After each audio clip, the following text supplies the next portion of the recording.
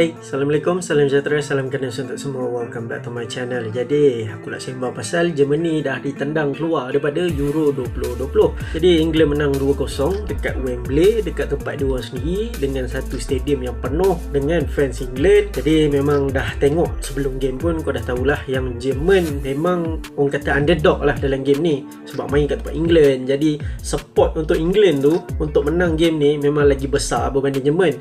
Pressure akan lebih besar dekat Jerman. Dalam video yang lepas-lepas aku ada cakap pasal tim Jerman ni, aku tak expect untuk Jerman jadi juara. Aku expect untuk Jerman at least lah sampai kat semi final ataupun final, tapi tak kesampaian. Jumpa England terciduk pula. Kemenangan England malam tadi ini adalah kemenangan pertama England dalam pusingan kalah mati major tournament sejak tahun 1966.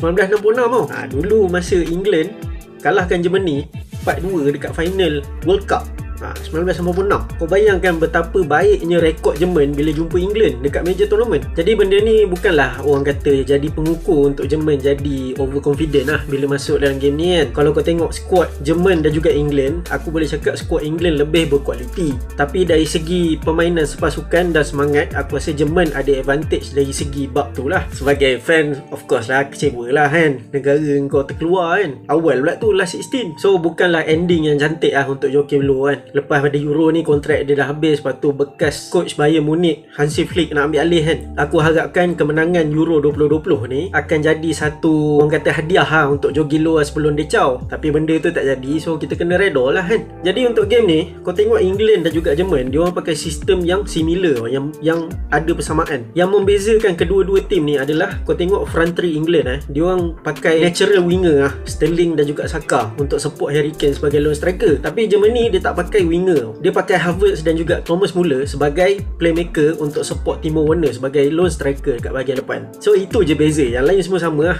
Dua-dua tim main sebagai 3 centre back, dua-dua main dalam sistem wingback. So bila kau tengok line up ni memang kau rasa macam nak isap lidah memang best lah game ni kan. Tapi aku boleh cakap dalam first half ni game ni tak ikut kepada hype yang diberikan Dua-dua main secara play safe. Peluang tu ada, cuma lebih kepada tim Germany Kalau kau tengok peluang Jerman yang paling berbahaya sekali nampak akan membuahkan gol yang pertama dalam game ni adalah Timo Werner bila jumpa Jordan Pickford Pickford save kan. Lepas tu minit ke-15 Sterling cuba, Manuel Neuer dive untuk save Tapi percubaan Sterling tu, bola-bola macam tu makanan Neuer lah kan. Tapi untuk first half ni, pujian untuk pemain England patut diberi oleh Bukayo Saka. Sebab Bukayo Saka banyak bagi fall-fall yang masa first half dia orang banyak mencari set piece untuk mencari gol, corner, untuk fall, free kick. Tapi Jerman dia lain. Jerman untuk first half dia orang pegang game. Dari segi possession aku rasa dia orang punya gameplay lagi lebih kemas lah berbanding England untuk first half. Tapi untuk second half memang dia jadi 360 darjah dia berpusing England punya tempo perlawanan tu dia naik. Jerman tak boleh nak tebuk langsung nak masuk ke kotak penalti England tu memang payah gila. Struggle nak lepas high pressing daripada England tu kan dalam second half tu. Jadi plan Southgate untuk mengacau gameplay Jerman dalam second half tu menjadilah, aku boleh cakap kan. Dan satu benda je yang menukar perlawanan ni memihak kepada England, satu je,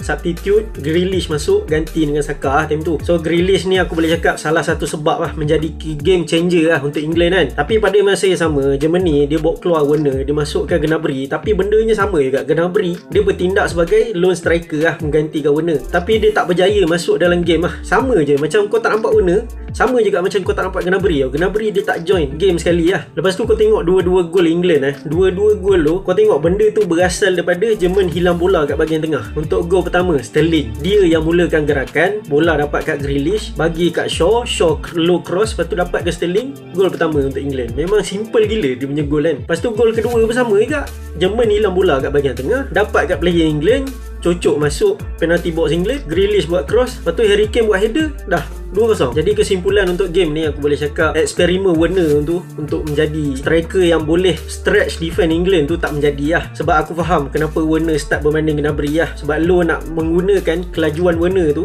sama impact macam Vardy selalu buat untuk Leicester City. Dapat diagonal ball pada belakang, Werner dapat bola, lepas tu dia lari masuk ke dalam gol dan score.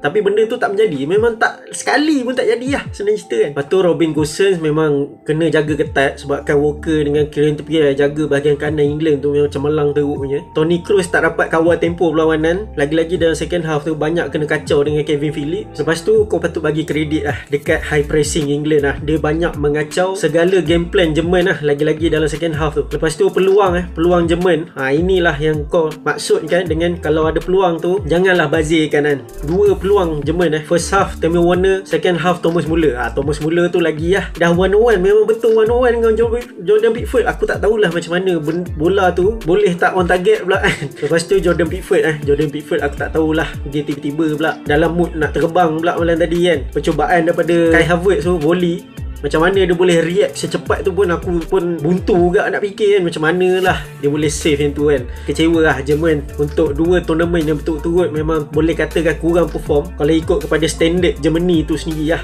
Sebab Germany ni bila masuk dalam major tournament, at least quarter final, semi final ataupun final. Tapi sejak pada World Cup 2018, lepas tu Euro kali ni, orang kata expectation tu tak sampai lah kan. Jadi saingan Jerman pun dah habis. Good luck untuk England lah untuk juara Euro kali ni kan. Sebab kalau tanya pendapat aku, untuk yang underdog macam Denmark, Czech Republic apa semua tu, peluang untuk dia orang pergi final tu kali ni lah. Sebab banyak negara-negara besar ni yang terkeluar awal ni, France, Portugal, lepas tu Germany. Dah lah tiga-tiga ni group of death. Dia termasuk dengan Hungary, 4-4 dah terkeluar sekarang. Bahaya sangat tu sampai 4-4 terkeluar awal kan. Jadi untuk England inilah peluang korang untuk angkat piala Euro buat kali pertama lah. Sebab Jerman dah berhasil 2 kali. So good luck untuk England. Aku rasa England ni boleh jadi favourite baru lah kan. Kalau nak dibandingkan dengan tim-tim yang masih ada dekat saingan Euro lah. Lepas tu ada Italy, Belgium, maybe Spain pun boleh jadi underdog agak. Dark horses lah orang cakap kan. Jadi untuk Germany kita boleh tengok World Cup untuk tahun depan je lah. Euro kali ni fan-fan Jerman boleh lah jadi neutral sekejap lah sampai ke final kan. So aku rasa tak ada apa dah aku nak cakap kan. Jogi Löw keluar dengan kekecewaan lah cakap. So era baru untuk Germany lepas ni bila Hansi Flick ganti Löw kan. So kita tengok progress Hansi Flick macam mana kan. Dan aku rasa video aku sampai sini je. Dan kepada siapa yang belum subscribe aku boleh subscribe. Dan jangan lupa tekan butang lonceng di sebelah butang subscribe tu supaya kau tak miss video aku lagi. Dan akhir kata dari aku Zul sign out.